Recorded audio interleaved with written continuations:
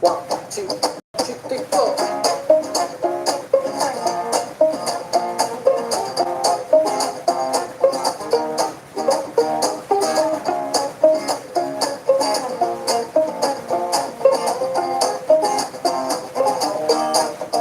Prepare the way. All these people make straight a path. For Yeshua's coming back, so we lift up as the mighty horse. Hosanna, hallelujah, Hosanna, hallelujah. Prepare the way. All these people make straight a path. For Yeshua's coming back, so we lift up as the mighty horse. Hosanna, hallelujah, Hosanna, hallelujah. For he's coming in the clouds with his glory renowned. Make a path for him. He'll be shining like the sun with the sword on his tongue. He's calling us in, so be ready. For Yeshua is coming again.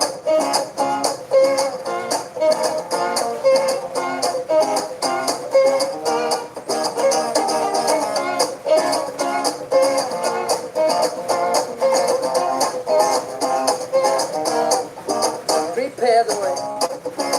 All these people make straight a path. For Yeshua's coming back, so we lift up as a mighty horse. Hosanna, hallelujah, Hosanna, hallelujah. For he's coming in the clouds with his glory renowned. Make a path for him. He'll be shining like the sun with the sword on his tongue. He's calling us in, so be ready. For Yeshua is coming again.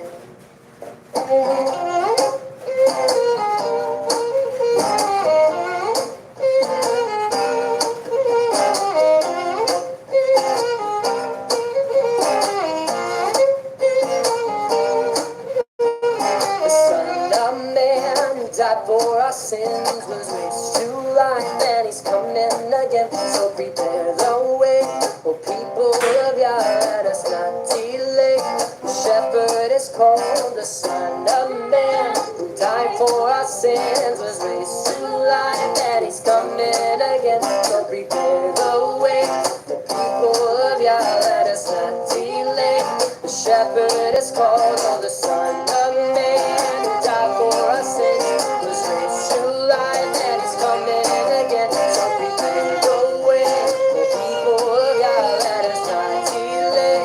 The shepherd is called the Son of Man who died for our sins was raised to life, and he's coming again. So prepare the way, the people of Yah, let us not delay. The shepherd is called, for he's coming in the clouds with his glory renowned.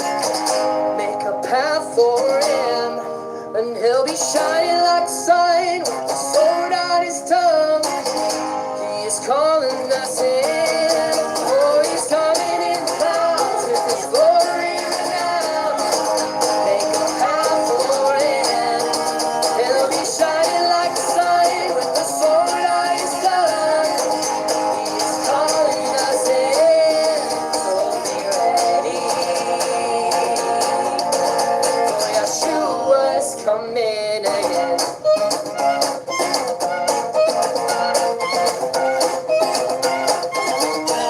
He's coming again.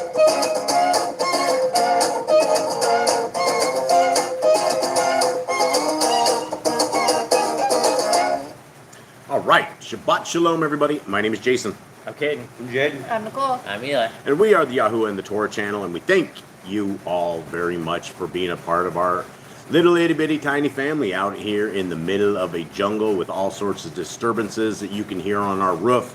You'll hear the disturbances with our 9 pit bulls, and we do the very best that we can do to try to keep these disturbances down. But that's almost impossible. So we thank you guys for putting up with them and with us, and we hope that you guys are having a wonderful week. We hope that you guys had a very astute week in terms of everything. And when I say astute week, I hope that all of you guys are embraced and enhanced, that you guys have put yourself into the word of our Creator.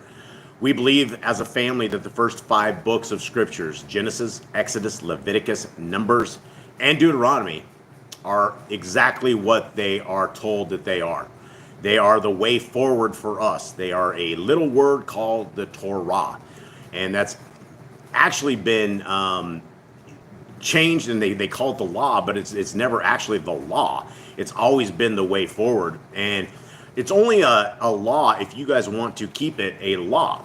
Like, most of the world doesn't care what the laws, statutes, and commandments of our Creator say. We are those other people. We believe that it matters 100% what they say in there, and when it says that we need to obey these laws, statutes, and commandments for all generations, we believe that we're talking right now. So if you guys are part of these all generations that are keeping the laws, statutes, and commandments, we're happy to call you guys our family. We're happy to call you guys our neighbors.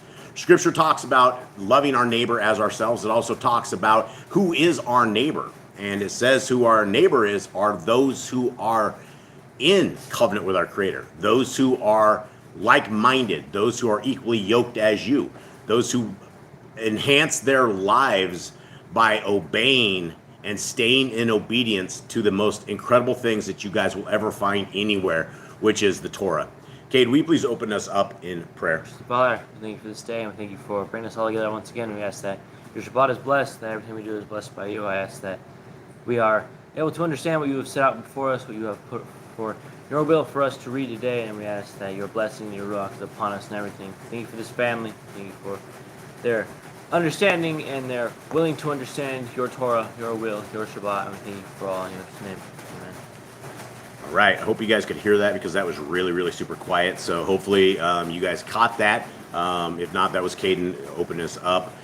All right, Jade, will you please put the pipes a little bit more than that, please? Hear, O Yisrael, Yahuwah Elohim, Yahuwah is one. You shall love Yahuwah your Elohim with all your heart, with all your being, and with all your might. And these words that I command you today shall be in your heart. And you shall impress them upon your children, and shall speak of them when you sit in your house, when you walk by the way, when you rise up, and when you lie down. And you shall bind them as a sign on your hand, and shall be fronts between your eyes. And you shall write them on the doorposts of your house and on your gates. Okay, so we have instructions right here, without ever going too much further into this whole thing, that we're supposed to be talking about something when we lie down. We're supposed to be talking about something when we rise up. We're supposed to bind something as a sign on our hand. There's supposed to be something that are frontlets between our eyes. And there's something that we're supposed to impress upon our children. And there's something we're supposed to speak of them when we sit in our house. Now, that's something, and let me give you one more. It says there's one more thing. When we walk by the way, there's something that we should be contemplating. There's something that we should be doing. Now, for those who do not understand what this something is the first 5 books of Scriptures: Genesis, Exodus, Leviticus, Numbers, and Deuteronomy. Now, we have this commandment that we are supposed to do all of these things with our house and with our family.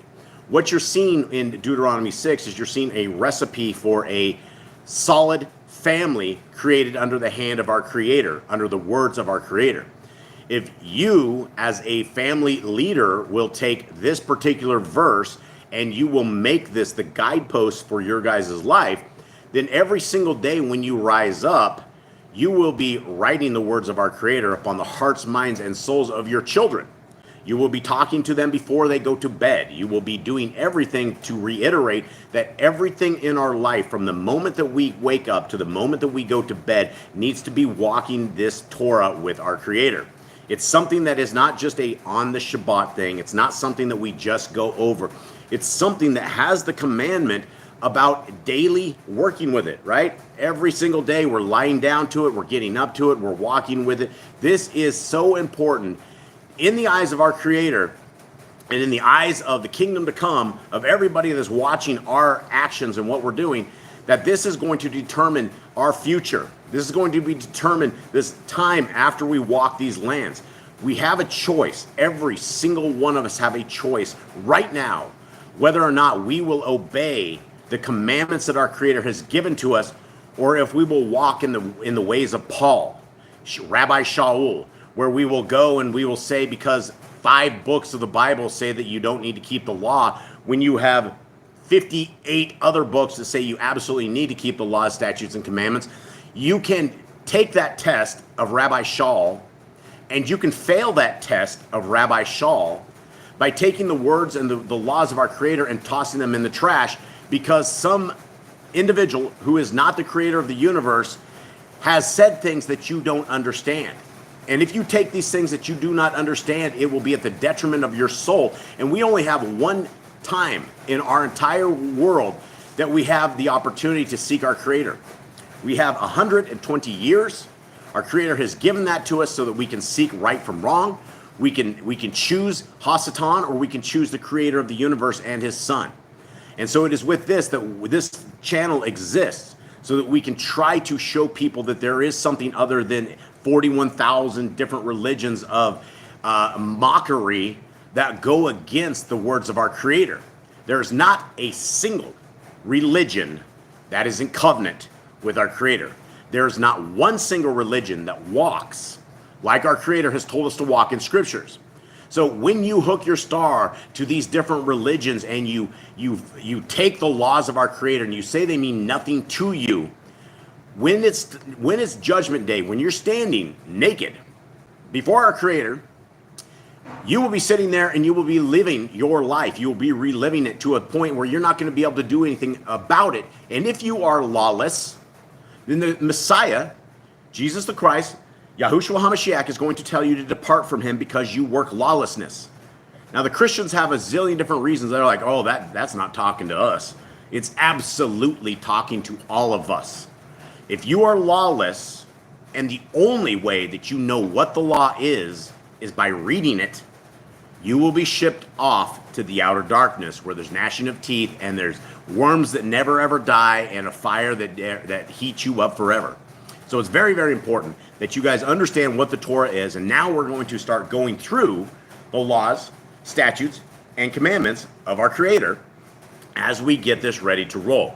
Now, if anyone has any questions, if any of these don't make any sense to you, if for some reason you think that some of these laws should be killed off, like they should be fulfilled, let's talk about this. This is why we are here in the chat room. This is why we are here with you guys, is to chat with you, all of you, everybody, and let's bring scriptures to every piece of this. Because if we discuss our futures, our souls, and we're not lining up with scriptures, then that's exactly what the devil wants us to do. He wants us to be confused, and he wants you to be confused all the way to your deathbed, to where there is no hope for you. Let's continue on. Who do we have up there, Mystical? We have Days Rainey, Candy, and Ruby. We have Andy and Elizabeth, Jeremy and Callan, Scott, the Grand. And we have Jody, and I'm assuming Irma is with him. We have Lisa and Bear. We have Sylvia. Sister Barb's back this week. We have Chris. We have Katrina and Quentin and Claudia. I'm scrolling. Hold on. Let's see. Sarah Baker's here. And Honeymoon Stitch, Brian. We have a new name, Catman, and I think she said her name was Pauline. So welcome to the table. Sylvia and Spider-Man, which is Chai Lighter. And I think I got everybody. If I missed you, I apologize. All right, so here we are, everybody. Good to see you all. Much love to all of you guys out there. Mama CA. Mama CA, what's up, sis? Much love to you. All right, so here we are, guys. These are these commands that we're told to write on our heart, mind, and soul. So if you guys, as we go through these, if you actually have them memorized as you go through it, then that's what we do, right? We're trying to go through these and reiterate these to all of our people out there, because these laws are amazing. So let us begin and go through them. Law number 1, commandment number 1, or part of the kingdom road people, is our job is to be fruitful. Number 2, multiply. Replenish the earth. Subdue it. Have dominion over the fish, fowl, and every living creature. We are bearing every tree is for food. Man and woman should build their own families. Master sin. Every living moving thing that lives shall be food for you. Do not eat the blood. Walk before me and be perfect. Bear Yahuwah's covenants, laws, statutes, and commandments. Every male shall be circumcised at 8 days old. Teach your children the commands and guard the way of Yahuwah. Remember Yahuwah's name for all generations. Keep the Passover. Hold on, I got. Where are we at? What was Brian? Hold on, will you read that? He says, why do people not keep the law, and why would Messiah destroy the law when we know it's so wonderful and such a blessing when we live it? Agree? Yeah, so I don't think people destroyed it. I think the devil destroyed it. I think that religion in of itself destroyed it. The Catholicism. If you look at, it's basically. I mean, if you look at one of the most outrageous religions of all times is Catholicism, right? If there's a hand of evil that has truly plagued the world for centuries, decades. I mean, it's just the Catholic Church has been one of those things. And not only are they involved in hiding the truth of our Creator, His name, His Son, they have enacted thousands of other commandments, just like Judaism, that are outside of Scriptures. And one of the Torah commands we have coming up is not to add or take away from the Word. So when you go down the road of Rabbi Shaul and you go, the law means nothing to me anymore, the law has been fulfilled, I don't need to do it, then you're adding to or taking away from the Word, because we have never heard anywhere in any Scriptures that the law of our Creator has any expiration date. There's no time limit, there's no anything.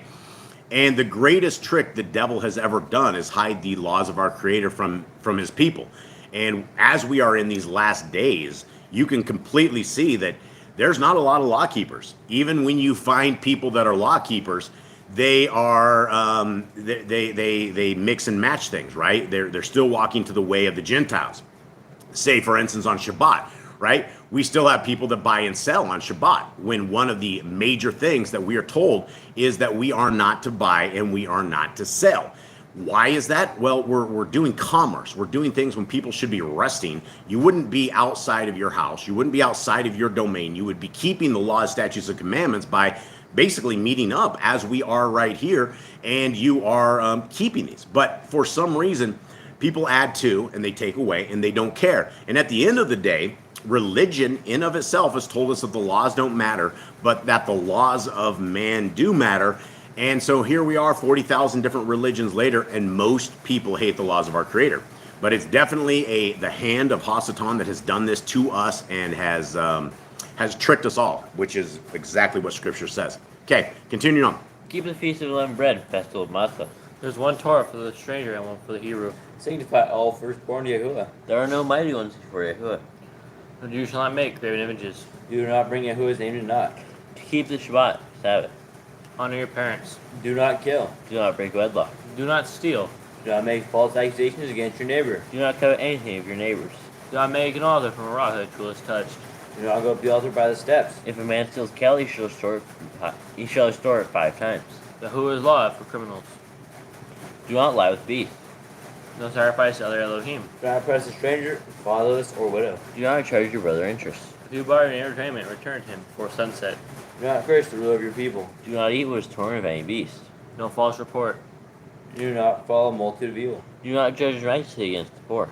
Bring back your enemy's cattle if you find it going astray. Help the animals of your enemy. Stay away from rumors and gossipers. Take no bribes. Do not oppress a stranger, love the stranger. Give your land rest in the 7th year. Do not mention any pagan names. Keep the feast of Yahuwah. Do not kill your goat in his mother's milk. Obey the messenger Yahuwah sends before you. Do not bow down to other Elohim. Serve Yahuwah. Make no count of other Elohim or outsiders of the land. Do not make use of anointing oil on an old person. Do not make use of perfume on an old person. Do not eat the fat. Do what you say you are going to do. Return what is your neighbor's. Obey Yahuwah's dietary laws. Women's time of separation. Yahuwah's hygiene laws. Keep the Day of Atonement, Yom HaKippurim. Do not uncover the nakedness of your family. Do not take your woman's sister for a wife. Do not lie with a woman in her uncleanness. You shall not sacrifice your children to Moloch. Do not be a sodomite. Be Kodesh, holy. Do not reap the corn of your field, and you shall not glean your vineyard. Let's go back real quick to Sabbath keeping, as you guys are figuring this where you're at here. One of the thing about Sabbath keeping is that it is when people start keeping the Sabbath, that is where I believe that law keeping begins. And it's not going to be something that is, You don't jump into something that we have been told not to do immediately. It is a slow progression. And you know that we have the 10 moral laws, right? Everyone calls it the moral laws. The Christians like, oh, those are the only 10 that we keep. But then you have the fourth commandment, which is keep the Sabbath day. And they will not keep the Sabbath day. And what's funny is we do service calls on Sunday for computers and things of this nature because we keep the Sabbath, right? We don't care what a Sunday is. Sunday is the first day of work for us. So we have all these Christians. In fact, we have a Christian tomorrow that we're going to go over to her house. I'm like, hey, I need to pop over there. She's like, yeah, we're watching online service from 12 to 3 and from 4 to 5. I'm like, okay, I'll just sneak on in. We'll jump up on your roof. It's not a big deal. And there, we had another Christian, and we're like, hey, can we need to do the same thing? She's like, nope, that's my day to God.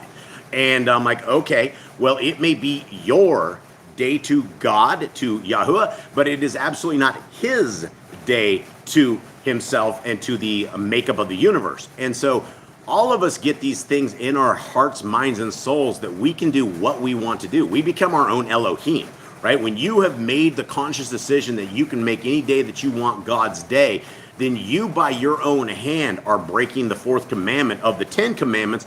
Therefore, you're getting a 90% right out of the gate. That's not really good because if we go down the rest of the 10 moral laws, we're probably going to end up with a 70% by the time we're done or even less. We're getting down to a non-passing grade, any much more than this. And in the eyes of the creator of the universe, it's very, very important that we must align our hearts, minds, and souls with the heart, mind, and soul of our Creator. And it begins on a Sabbath day.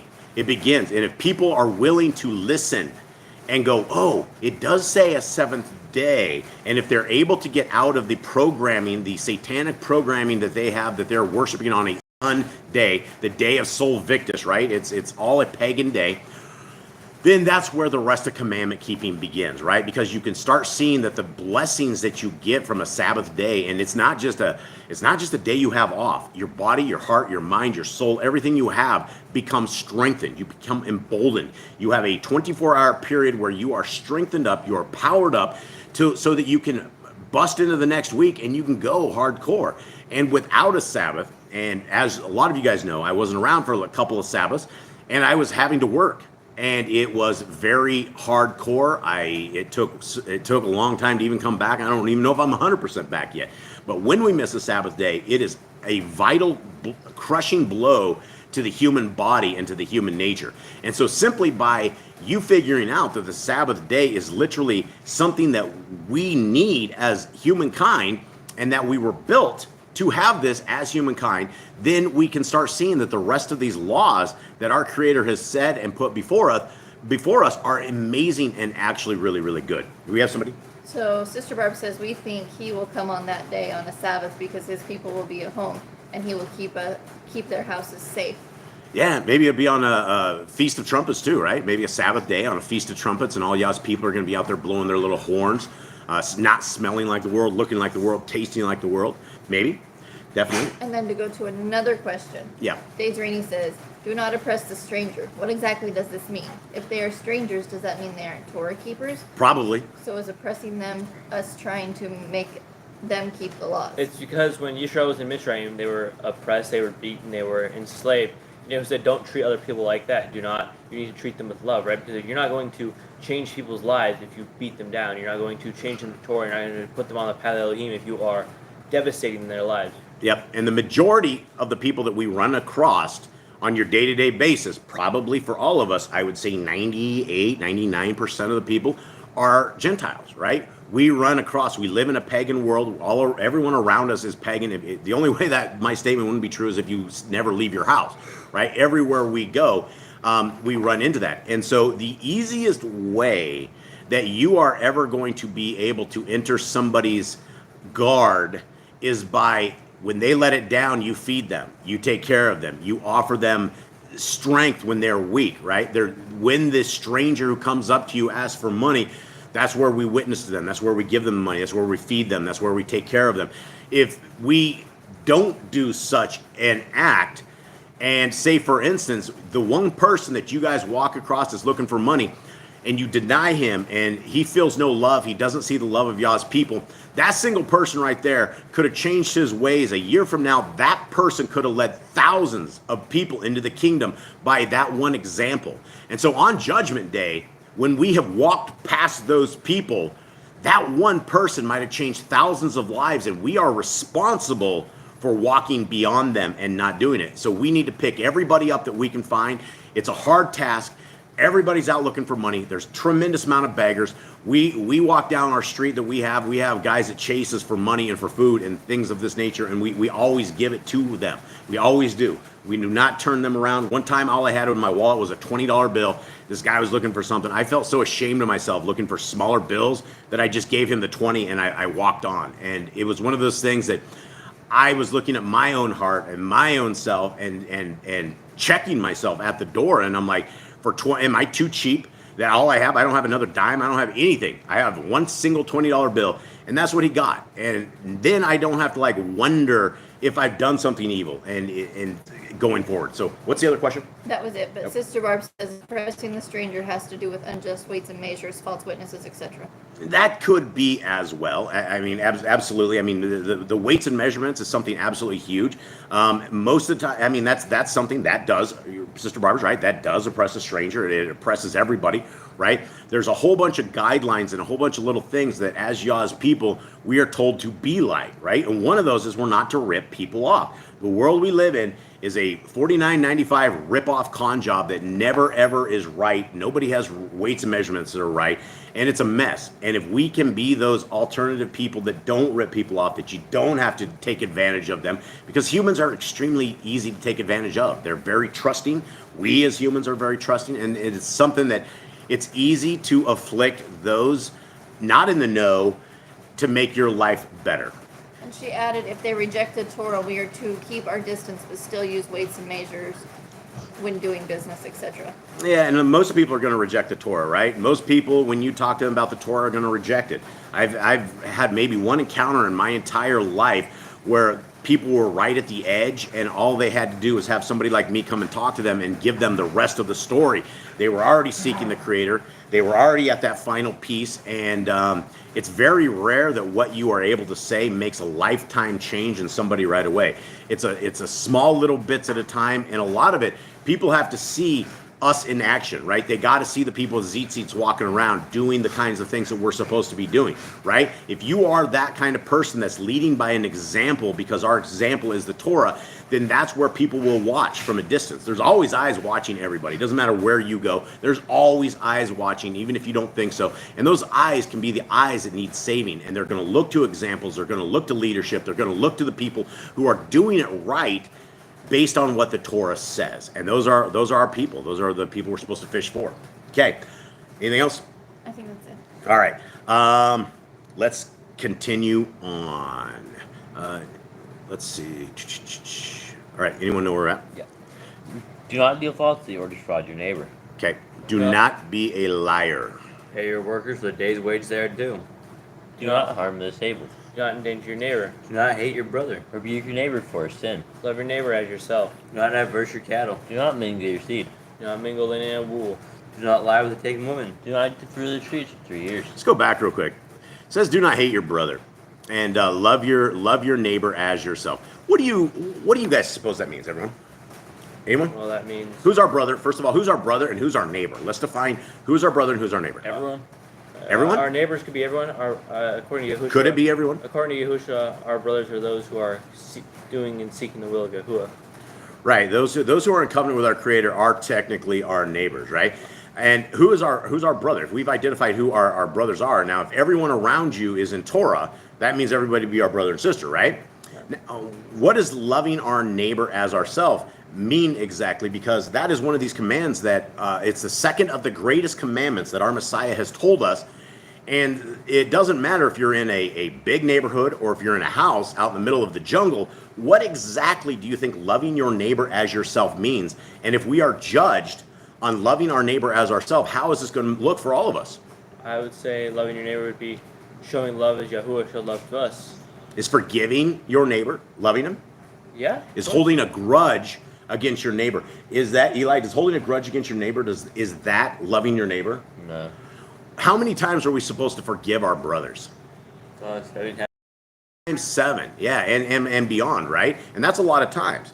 And so if we are not loving our neighbor as ourselves, that means we're a commandment breaker, right? That means we aren't part of Yah's kingdom. And so these are very important things, especially where Messiah Yahushua said that we need to love our neighbor as ourselves.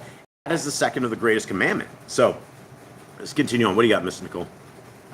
Sister Barbara said, recall back then all Yahudim lived among other Yahudians, their neighbors. Yep. Okay. Yep, 490 times. That's what we're supposed to forgive our brother. Now, what happens if we've made it to 490 times? You guys, I got a bunch of brothers sitting right here. 70 times 7, we got 490 times. What happens at the end of 490 when you guys do it? Do we just hate our brothers? I don't even know if you make it 490 times. Like that's what, like you have to forgive like a lot, right? That's Yeah. If you make it to 490, I mean, there's obviously issues, but like. Well, you don't think you guys you guys have said sorry 490 times in 20 years? Maybe. They're all looking at each other. We have some issues in this house, everyone. We're just kind of throwing this out on Front Street here because I don't know if we're the only people in this house that have brotherly love issues or not. Let's continue on. Okay. Paul says, purge the evil. Yeah, purge the evil. Absolutely. So what happens, guys? 491 first time. Do we start over at 70 times 7 again? I'd say so, yeah. 70 times 7. Is there a limitation? The 490 is 491 where we can hate our brother? Yeah. Anyone? I don't think so. I don't think so either. I think it just starts over. Okay, let's continue on. Where you at, folks? I think we're on do not eat the fruit of the trees for 3 years. Do not practice sorcery. Do not round your beard or the corner of your head. Do not cut yourself for the dead. Do not get tattoos. Do not prostitute your daughter.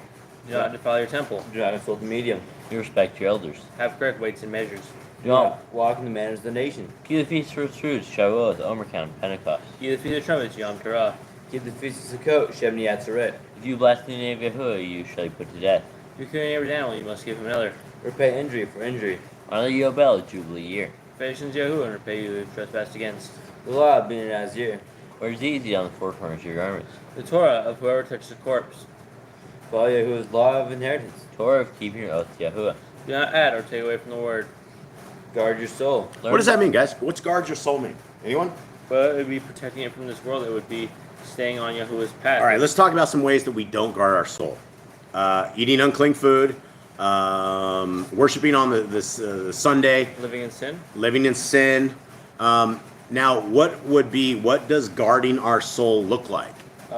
Anyone, Staying Jake? in the Torah, keeping in prayer, keeping away from the world. Not looking like the world, not smelling like the world, not tasting like the world, not watching Holly weird movies, not watching television programming, not subjecting our hearts, minds, and souls to the evil of this world. Guys, it only takes 30 minutes of watching TV. It takes 5 seconds of watching TV. It takes 30 seconds of watching a pornography movie, and you are corrupted. Your mind is corrupted. Your heart is corrupted. You have committed adultery. If you're married, you have committed adultery even if you're not married. There is a tremendous amount of ways that we need to protect our soul. And all of these, I fear for my soul watching YouTube ads, right? The other day, I was just sitting on here, and it's a girl shaking her behind for the first 5 seconds, and they pause, and they go real slow motion on it till they take it out. And it's not stuff that I would buy anything from. In fact, it makes me very, very sick that the entire world has gone to that. It makes me sick that my kids have to look at something like this and know that these kind of ads are going to come through on their YouTube as well. It is a sick, sick world that we are in. We need to guard our souls in every way. And the eyes will capture everything that we are able to see, which is why we need to stay away from evil. We need to stay away from just this horrible, vile television. And if you guys are subjecting your kids to anything on television, anything in cartoons, you're ruining them for a future. You will not be able to undo the evil that you are doing by letting them be babysat by the television programming. Okay. The word teaches to be lawless. I also witness in films. Yeah, the world. Yeah, he said not the word. Yeah, so the world teaches to be lawless. Absolutely. Yeah, it's a lawless world. TV deliberately program immoral behavior. Absolutely. And not only that, when you look at the technology behind a TV, it will put you into a subconscious trance. That's why you sit there. If you walk into a living room with all of these people on the couch, their mouths are wide open. They are looking like zombies. They have no idea anything that's going on in and around them, but their minds are open to the evil programming of these vile satanic creatures of the devil out of Hollywood. That's who these people are. And anything, it doesn't matter if it's Little House on the Prairie. Little House on the Prairie is satanic as well. They're a bunch of lawless people, and it may seem innocent, it may seem like Charles Ingalls is some dude from back in the day that loves God, but they all worship on the wrong day. They are all lawless as well. And so we need to protect our hearts, minds, and souls and keep ourselves away from any of that trash. Okay, learn to fear Yahuwah. You shall love Yahuwah with all your heart. Bind the laws between your hand, the fronts between your eyes. Write the laws on your doorposts. Do not tempt Yahuwah. Do what is right and good in the sight of Yahuwah. Let's go back to do not tempt Yahuwah, right? Because a lot of us, we will live in sin. We will live in this evil, evil world. And we are tempted by the evil of this world. And when we succumb ourselves, when we subject ourselves to the hand of the creator of the universe, because we are going alternative to what he wants us to do, then we are tempting our creator. And the human body, if you guys have not read scriptures, there's many times in scriptures where these evil kings or these evil people or something happens that the creator of the universe will give them leprosy. He will have their insides eaten out from them. Their bodies will turn into a decay of stink and wrath. There's a lot of reasons why not to tempt the creator of the universe. Number one is he is the creator of the universe, right? And he has told us a way to go forward. He has told us a path to go forward. He says in Deuteronomy, I think it's Deuteronomy 28, he says half the chapter, I will bless you, bless you, bless you, bless you, bless you, if you keep my laws, statutes, and commandments.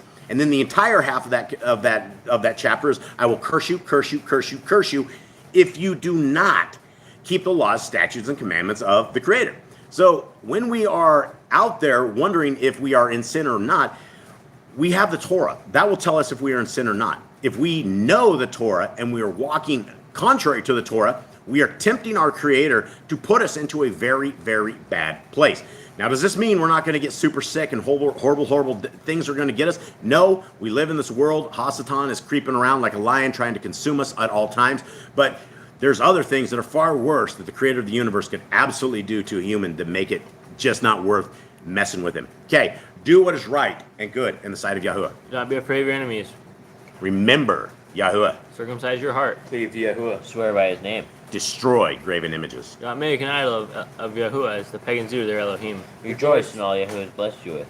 Do not do what is right in your own eyes. And that goes to these Sunday keepers, right? These Sunday keepers, oh, I'm keeping God's day on the day that I want to do, right? That's completely doing it right in your own eyes. Do not hearken to the words of the false prophets.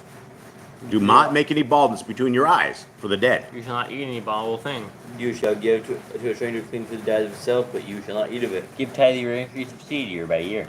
The law at the end of the 7-year release. Do not borrow from the nations. Do not harden your heart, nor shut your hand from the poor. Guard month one of Yahuwah's calendars. 3 times a year all males shall appear before Yahuwah. You shall make judges and officers in all your gates. Do not plant Asherah poles near the altar. There must be 2 or 3 witnesses. Hearken unto the prophet Yahuwah has chosen. Prophetess of Deuteronomy. Do not remove your neighbor's property line. How to deal with false witness among Torah keepers. The first child is get double portions. If your brother's cattle or clothes are lost and you find them, you must return them. A woman shall not wear pertains to a man, nor a man wear pertains to a woman. If you find a bird's nest with the mother and the babies or eggs, take the babies and not the mother. If you build a new house with a flat roof that it will be lived on, you must put a railing around it. Do not be a prostitute. Do not use dirty money. Law of divorce. Do not take a person's millstone for a pledge. If you lend it to your brother, do not enter his house to get your payment. He must bring it to you, return his clothing before sunset to have as a pledge. Do not oppress a hired servant that is poor and needy. Every man should be put to death for his own sin. Do not go back for the forgotten sheep and field deer, for the stranger, fatherless, and widow. Do not muzzle your ox when you tread out If grain. your brother dies and has no child, you shall take his wife and name the firstborn after your brother. Yeah, and I see you guys in the chat talking about this. I won't get too far into this stuff, you conspiracy theorists out there. But you're actually right. There is an entire weaponry system that the government has put out before. I think they call it like the God Jawbone or something, where they're actually able to insert stuff into people's heads using frequencies. And I did a lot of studying on it back in the day. There's a guy on a site we host that does a tremendous amount of research in it. And there is a tremendous amount of warfare on the human population based upon frequencies. And so a lot of people go crazy actually hearing voices in their head, and they don't know why they're hearing voices in their head or any of this stuff. And later they've been able to find out there's all sorts of stuff in frequencies in the air. And it's one of these things. And we tell people, if you have issues like this, move out of the cities, stay out of the cities, get out of anywhere that there's power lines all over the place, copper all over the place, and all this grounding like they have all over the place.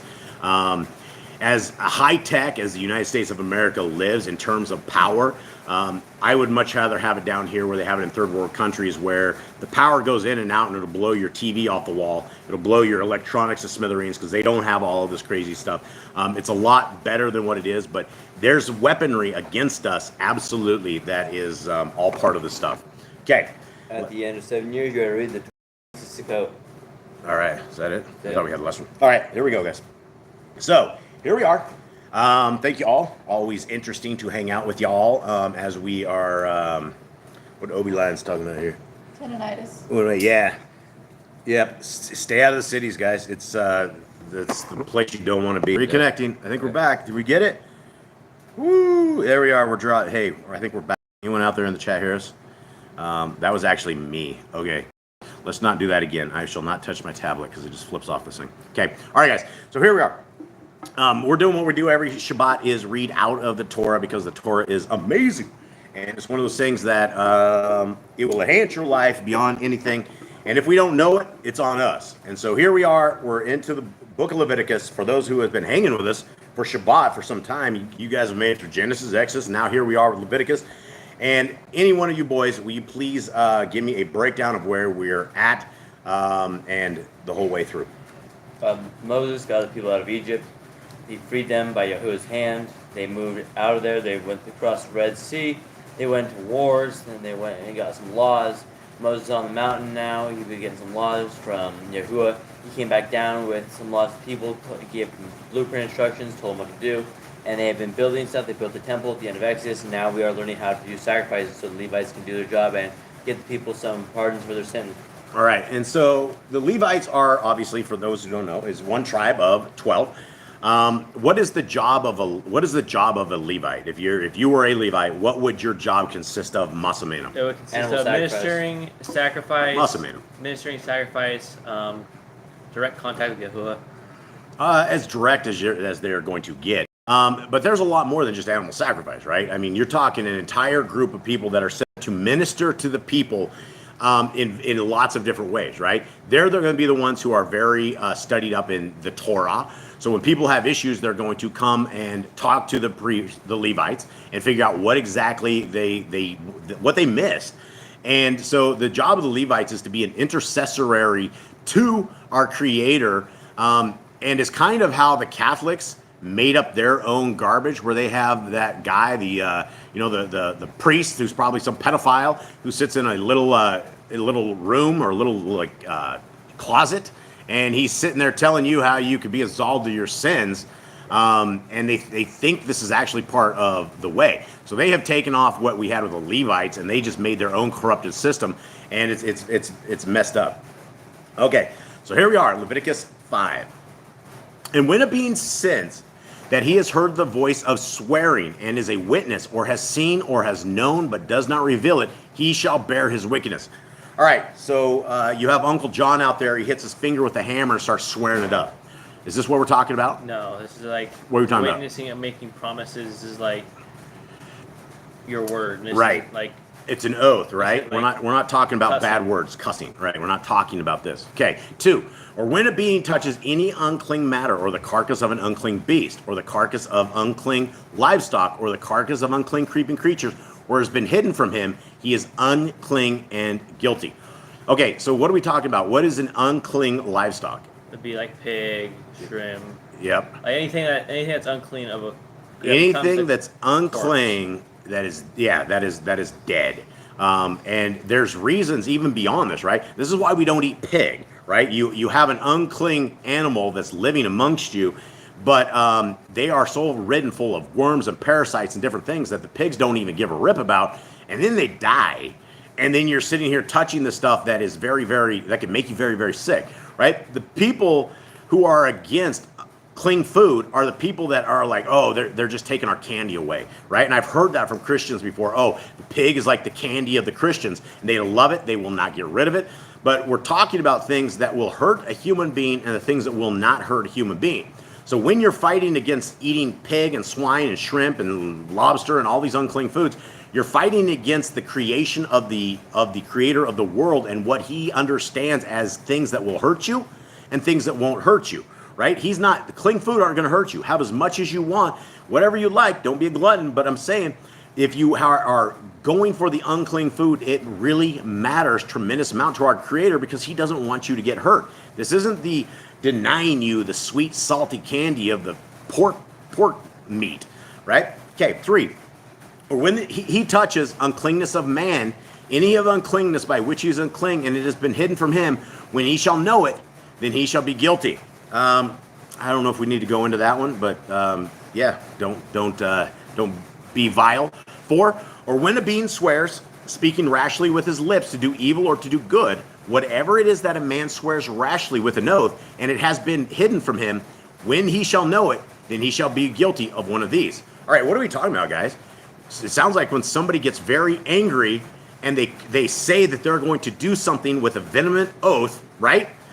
It is what it is, right? You cannot create an oath, even if you're angry, because you got to finish off with that oath. You can't do it, right? And that's why what you say has to happen, right? You can't go out there and say you're going to do this stuff, angry or not.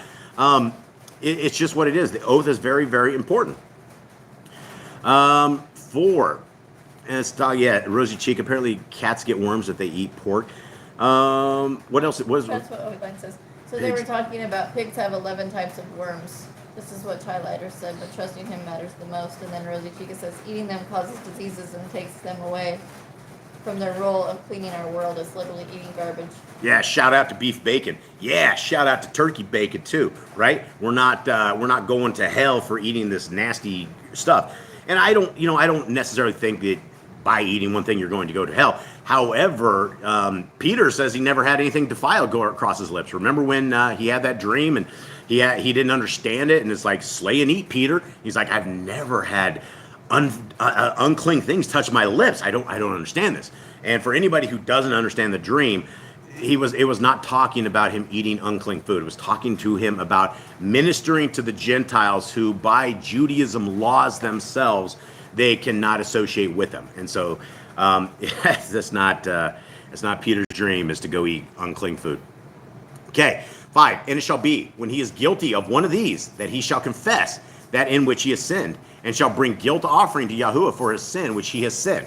A female from the flock, a lamb or a female goat as a sin offering. And the Kohen shall make atonement for him, for his sin. And if he is unable to bring a lamb, then he shall bring to Yahuwah, he who has sinned, 2 turtle doves or 2 young pigeons, one for a sin offering and the other for a burnt offering. Okay, so what's the difference between a big offering and these little things where it's a pigeon or it's a turtle dove? What's if you're poor or not? If you're broke. So Boss Clan would be bringing turtle doves, I think, or 2 young pigeons if we could afford those. Well, that's what Yahushua's family brought in. After, like after the ceremony of the birth, and the mother has to go cleanse herself and everything. Mary and Joseph brought 2 turtle doves. Yeah. Instead, so they were broke as well. Okay. Do not call unclean what God had made clean. Yeah, the Christians love that, man. They run with that one, Chris. That is, there's like 4 or 5 verses that every single Christian will tell you when it comes to unclean food, and at the end of the day, it's their decision whether or not they care about what the creator of the universe wants. And there's some of us who really, really care what he wants, and there's some that care what they want. And it's hard. It's very hard, because you want everybody to make the kingdom, right? You're here for a reason on all of this. Hold on, my dog Tubby is being bad, growling. Okay, let's continue on. 8. And he shall bring them to the Kohen, who shall bring... Sorry, guys. No, it's not ready yet. He knows what... Sorry, guys. Hold on. Jade, will you please pet the dogs behind you? Okay.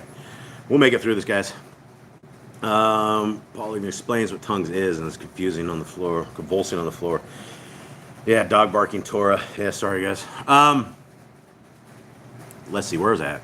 8? I think so. All right, and he shall bring them to the Kohanim, who shall bring near that which is for the sin offering, and wring off its head from its neck, but not sever it. And he shall sprinkle some of the blood of the sin offering on the side of the altar, and the rest of the blood shall be drained out at the base of the altar. It is a sin offering. And he shall prepare the second as a burnt offering according to the right ruling. And the Kohanim shall make atonement for him for his sin which has been sinned, and it shall be forgiven him.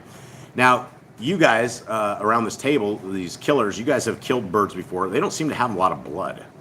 No. I mean, it's like when you gutted the birds that were around here, they just did not, it's not. But I think turtle doves and pigeons are larger than what we've dealt with. Dude, they're like that big. I know, Have but you seen a pigeon? we've dealt with even smaller. So. Yeah, we dealt with small birds, and we've also dealt with bigger ones, but yeah, I don't know. Well, I guess that's interesting. We shall not know. Is it Tanamon? Everyone Yep. help me out? Yep. Okay, and he shall prepare an offering according to the right ruling, and the Kohen shall make atonement for him for his sin, which he has sinned, and it shall be forgiven him. But if he is unable to bring 2 turtle doves or 2 young pigeons, then he who sinned shall bring for his offering 1/10 of an ephah of fine flour as sin offering. He puts no oil in it, nor does he put any frankincense on it, for it is an offering. Joseph and Mary weren't broke.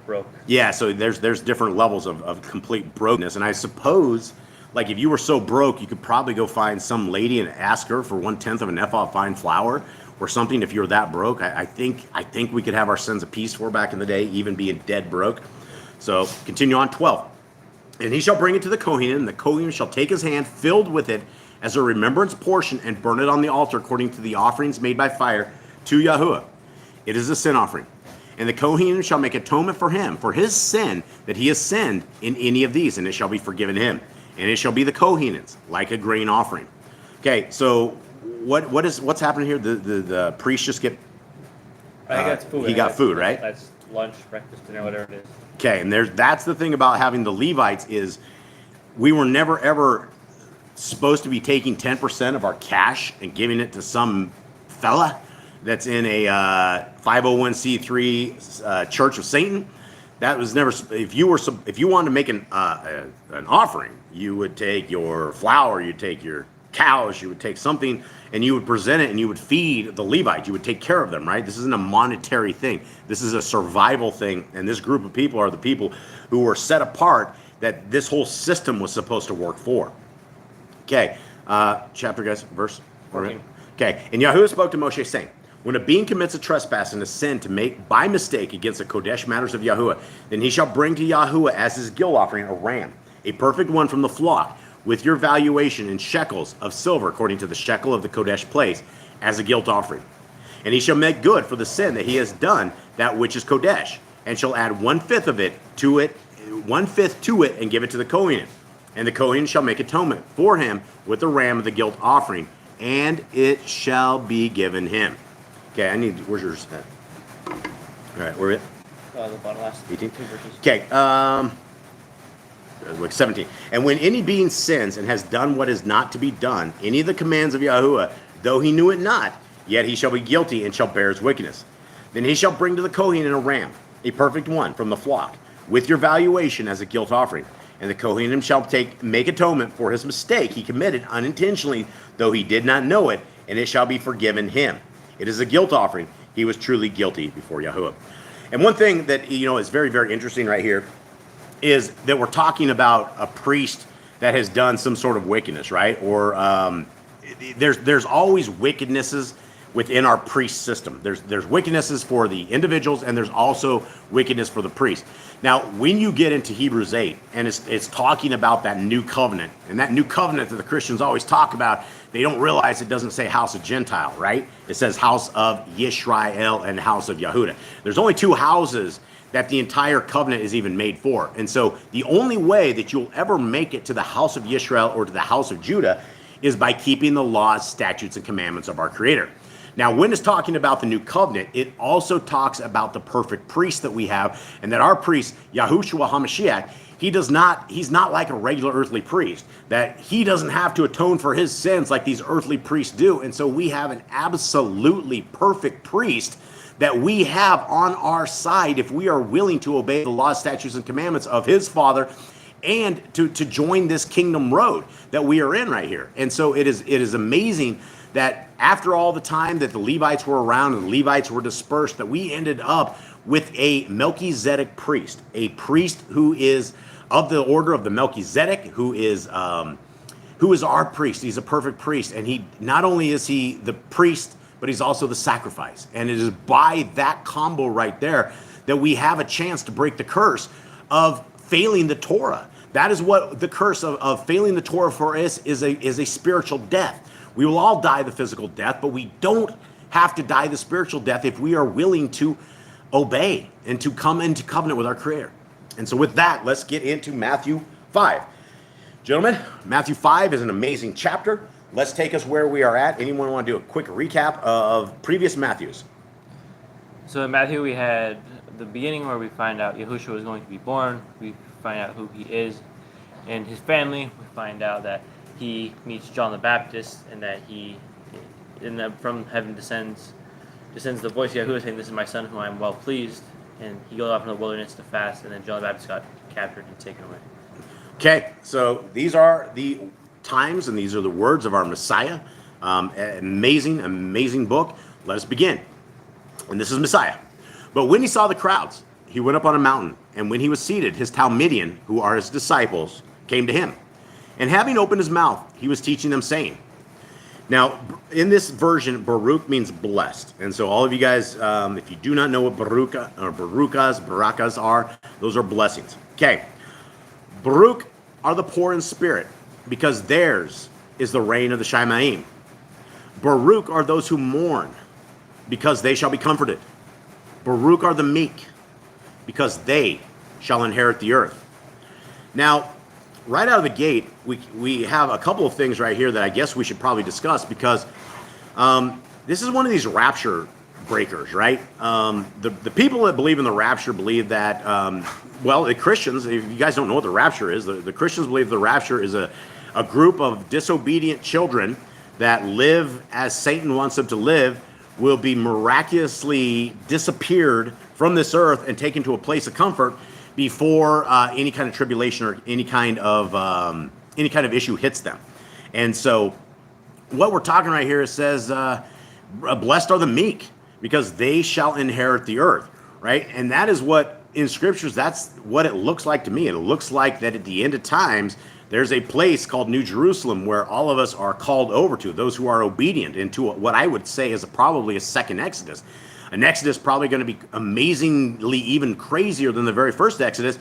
And when it's all said and done, it seems to me like we don't get whisked off to heaven. We get whisked off to where our Messiah will be reigning, which is the New Jerusalem. And so if you're looking for that magical bus ride into the air called the rapture, I don't see it. I've never seen that. Okay, continuing on.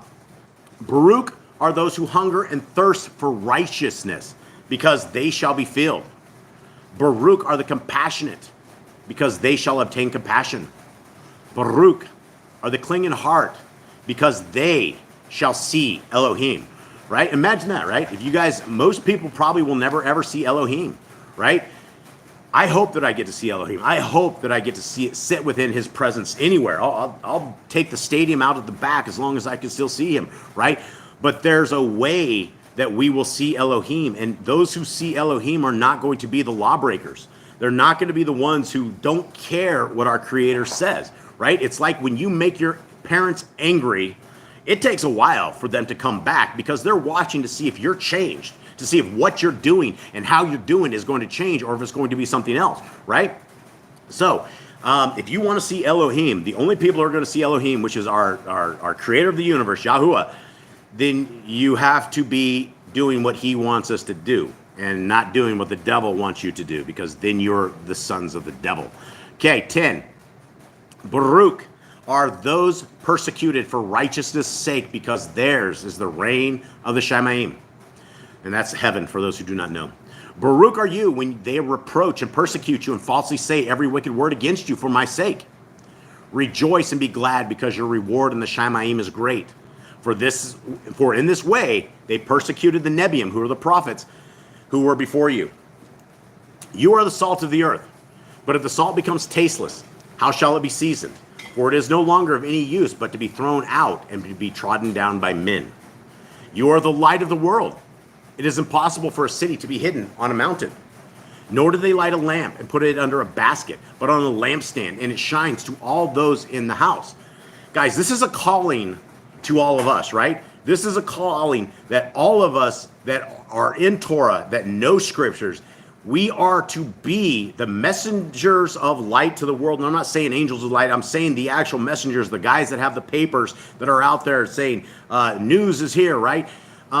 You are the people who are supposed to be lighting this world, right? All of us, right? It is part of us. Do we just hang out on a Shabbat and we never ever bring the kingdom to any of the Gentiles around us? That's not what it's supposed to do. When we have the answer, when we have the light, when we have the word of our Creator, that makes us want to shine it. That makes us want to yell it. That makes us want to save those who are willing to be saved. And most people will not be able to be saved. But there's always the ones here and ones there that can. 16. Let your light shine before men, so that they see your good works and praise your Father who is in the Shamayim. Now this goes against a Christian religion, right? The Christian religion is like, oh, your works, you'll never be saved by works. And that is absolutely true. Your works will not save you. But as James says, show me your faith and I will show you my works. It's the same thing. When we have the word, when we understand what the word is, we will be a different creature. We will not be the same person that we are before. We have a destiny and we have a place to be and we have people that we need to bring into the kingdom. And that is what our job is. We're not here just to simply dwell and to do nothing other than that. 17.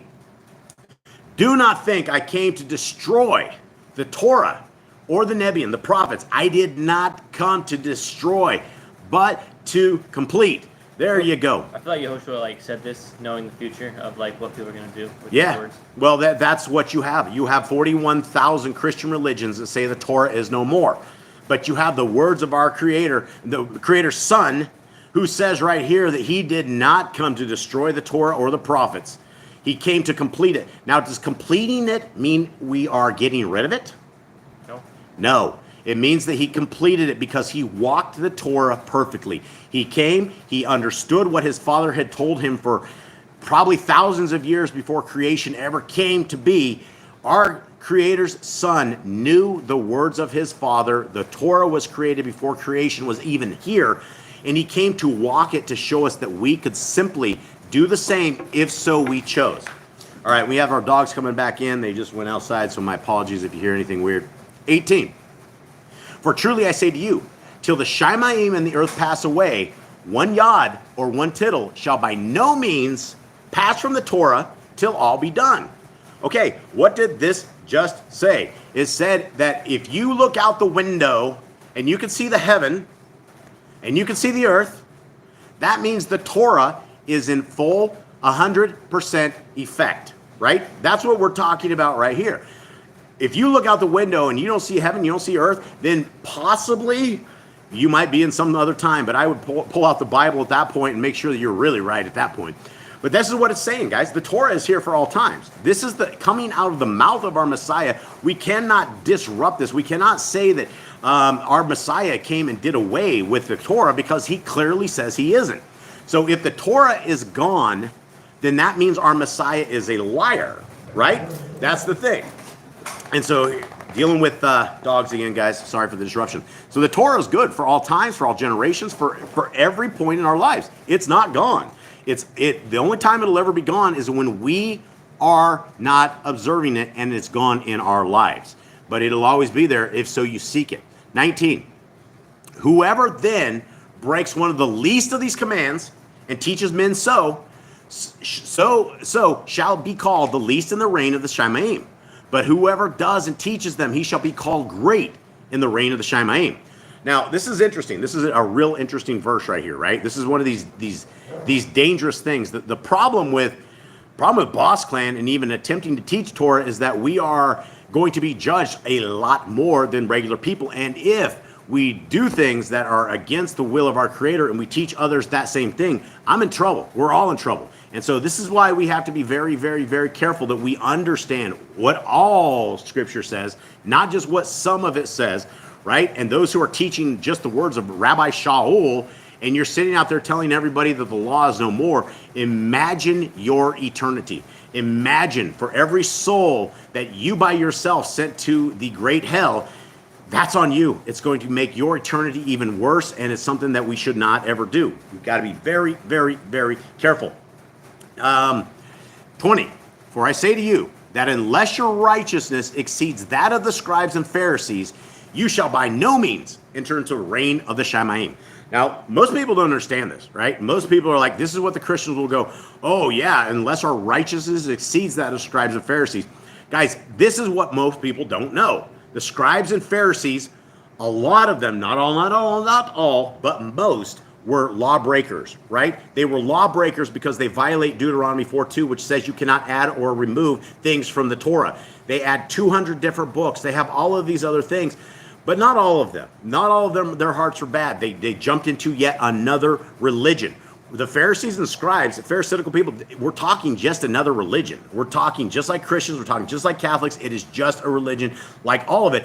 And so when he says right here that your righteousness needs to exceed that of the scribes and Pharisees, that shouldn't be hard because these guys were lawbreakers. And so our job and what we want to be is not to be lawbreakers.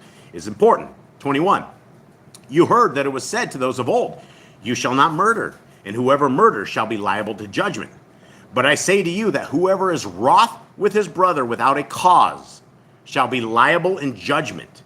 And whoever says to his brother, Raka, shall be liable to the Sanhedrin. But whoever says, you fool, shall be liable to the fire of Gehenna. Wow. All right, brothers, what do you guys have here? What do you guys think? It just says right here, he's talking about murdering, but then he goes into that, whoever is mad at the brother without a cause are going to be liable in judgment. What do we make of this? Well, I mean, it's self-explanatory. If you're angry with your brother without a reason, then you're putting fire on your own head. Yeah, that's crazy. That's scary, isn't it? Very scary. Yeah, we wouldn't want to be those brothers that hate each other. 23. If then you bring your gifts to the altar, and there remember that your brother holds whatever against you, leave your gift there before the altar and go. First make peace with your brother, and then come and offer your gift. Uh-oh, what did this just say right here?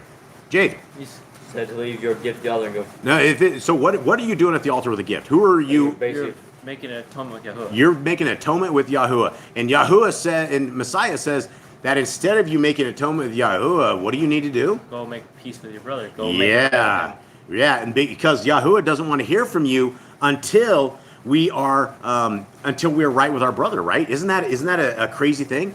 It's these are the words of Messiah that when we hold this against the Torah, all of us are falling very, very short. Okay, 25. Be well-minded with your opponent promptly while you're on the way with him, lest your opponent deliver you to the judge, and the judge to the officer, and you be thrown into prison. Now, what is Messiah saying here? He's saying that excuse me. Be smart when you're with enemies, because they will try everything they can to take you out. Yeah, and I mean, this is like really good advice, right? Anybody that, the rich people will hand you over to the judges. Rich people will give you a small claims court. Rich people will take you to school. And Messiah just throws this out there that, hey, if you have an opportunity to make it right before you end up in the hands of a judge, do it. That's what you should be doing. So you get a lot of stuff out of Messiah Yahushua. This is how to save your freedom, right? Stay free. We don't want to get trapped into the jails of the world. 26. Truly I say to you, you shall by no means get out of there till you have paid the last quarter. So yeah, you get caught up in the man's jail, then you're doomed. 27. Letter says he argued with the cop and ended up in jail, as it was written.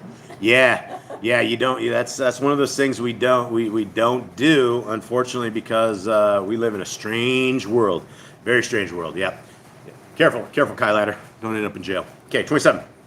You heard that it was said to those of old, you shall not commit adultery. But I say to you that everyone looking at a woman to lust for her has already committed adultery with her in his heart. We're doomed, right? You walking down the road as men, you see the good-looking woman, you sit there and you lust with her after your eyes. We just committed adultery according to what Messiah Yahushua says. And a lot of people will go, well, that's not exactly what it said back in the days. That's not what the Torah says. Well, this is what the Son of the Creator of the universe said that's helping us understand the Torah a little bit better.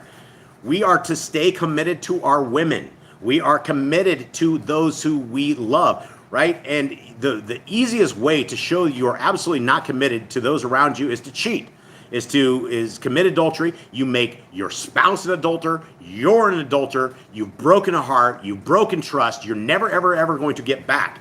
So as all of you men out there are carousing around thinking you guys are the yard varmints, that is something that you will absolutely destroy yourself with, and you'll probably end up with an STD. And you probably don't want either of those, but an STD is probably the least of your worries when your soul is in danger. 29. And if your right eye causes you to stumble, pluck it out and throw it away from you. For it is better for you that one of your members perish than for your entire body to be thrown into Gehenna. Okay, what did Messiah just command us right here? Basically, if any body part causes you issues, you should get rid of it.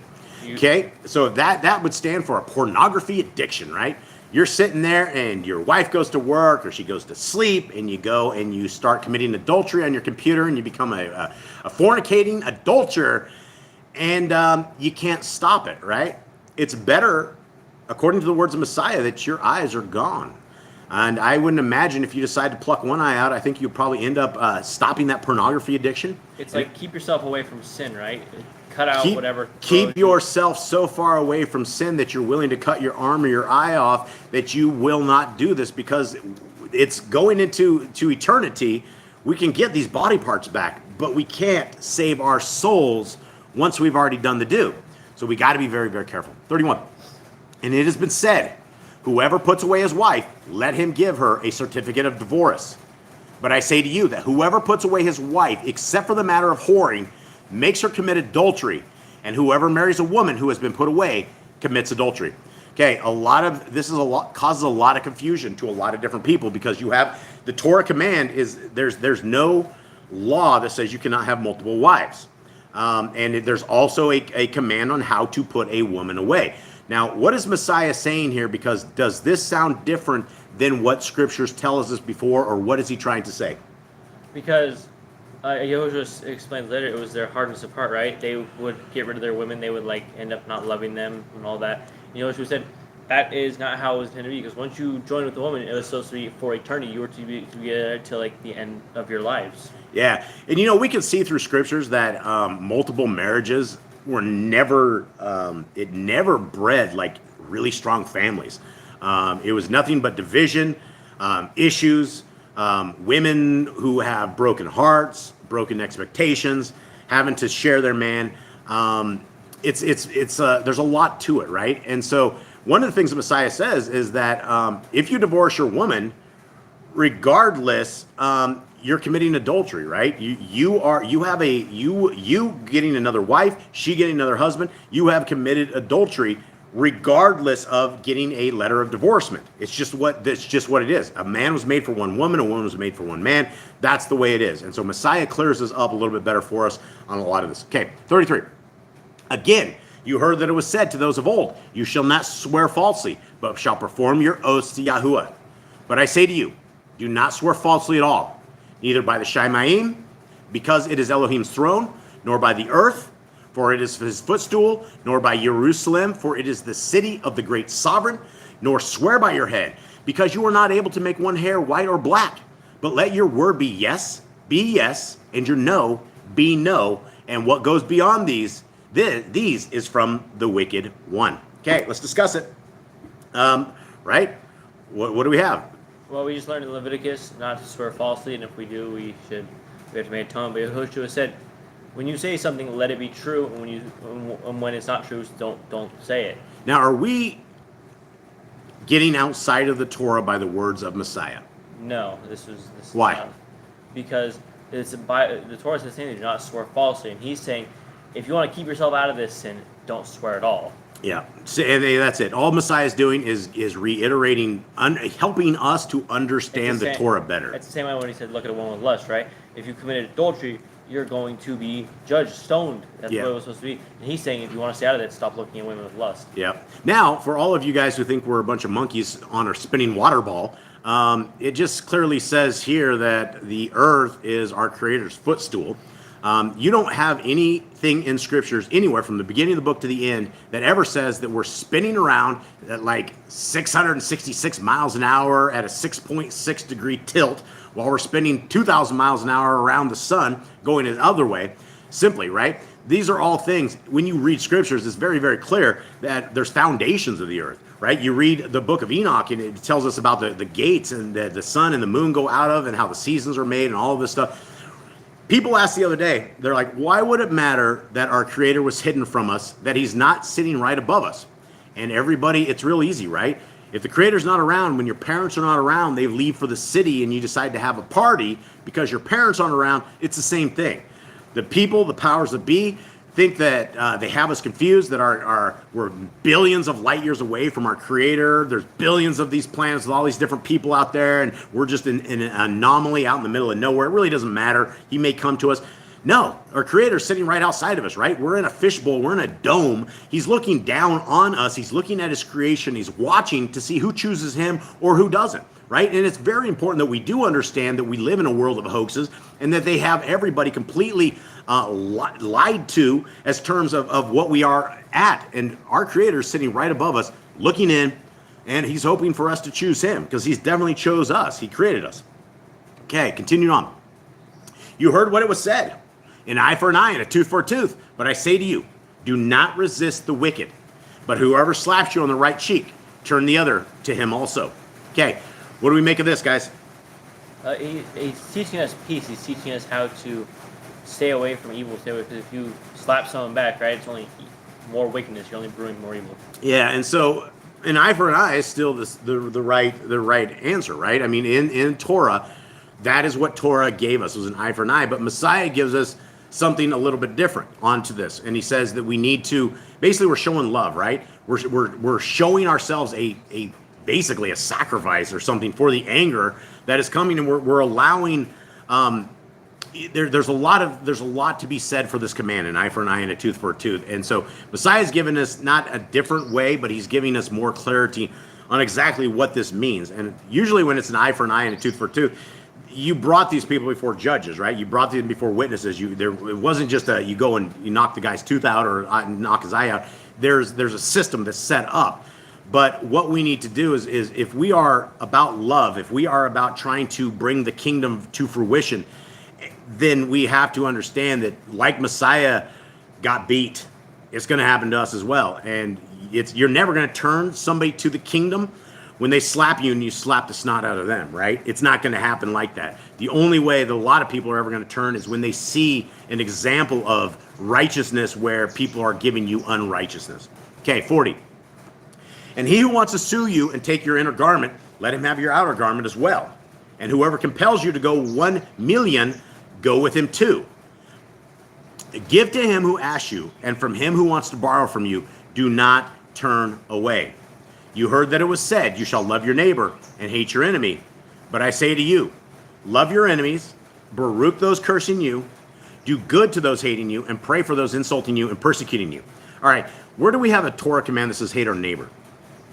I don't think we've ever got that. I think that was more of Judaism. I don't know where that actually came from, but what he said, what Messiah just said is, you have heard it was said, you shall love your neighbor and hate your enemy.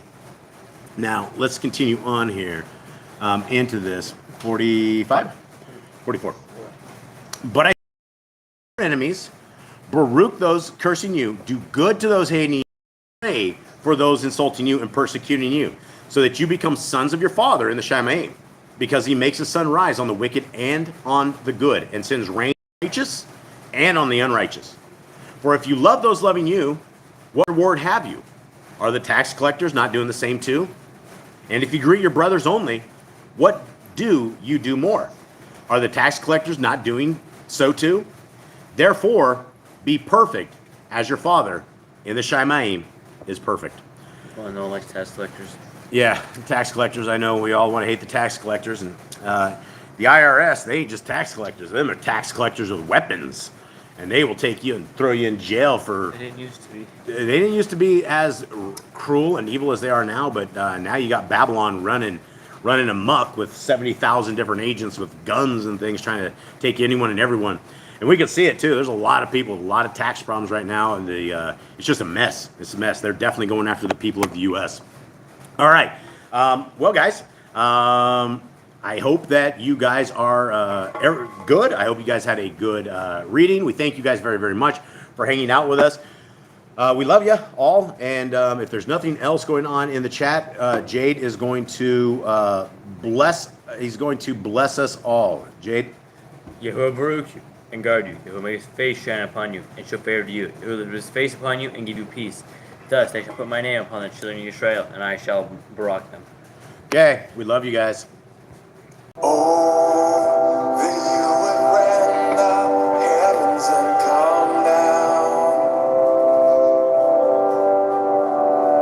Oh, that you would rend the heavens and come down. Oh, that you would rend the heavens and come down.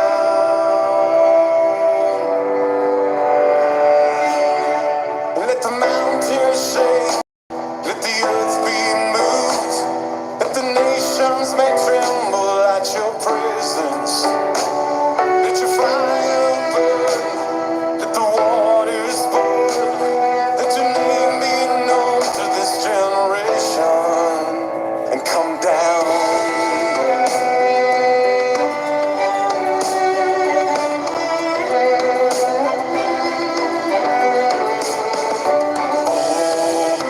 Then you would rend the heavens and come down. Oh, that you would rend the heavens and come down. Will you restrain yourself any longer? Don't hide your face in your anger.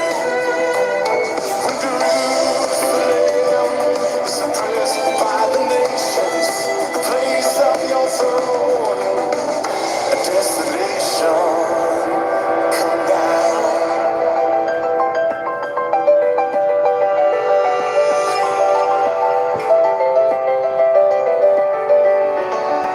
Oh, that you would rend the heavens and come down. Oh, that you would rend the heavens and come down. There will be thunder in Jerusalem. Like a lion you will roar. Indeed you're angry for the sake of Zion. And all the nations they will know when you come down. When you come down.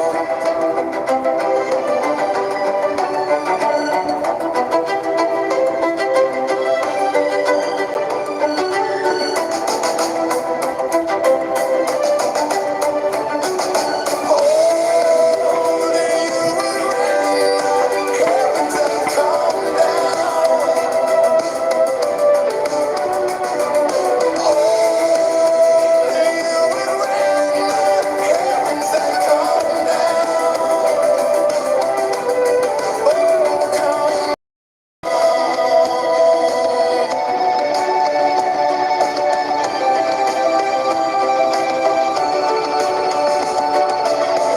Indeed we have sinned, and we need saving.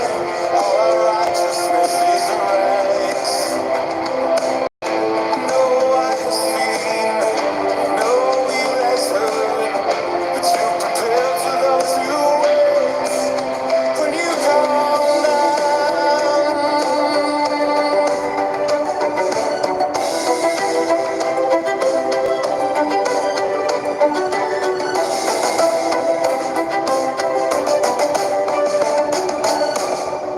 All right, everybody. We love you. We love you truly. Thank you for being a part of this. May Yahuwah bless you and keep you. May his light forever shine on you. May the Torah forever infiltrate your life, forever infiltrate everything about you and your family. May Messiah's love and Messiah's reign come soon. And we hope that you guys have a wonderful day. Much love to all of you. All right. Shabbat shalom.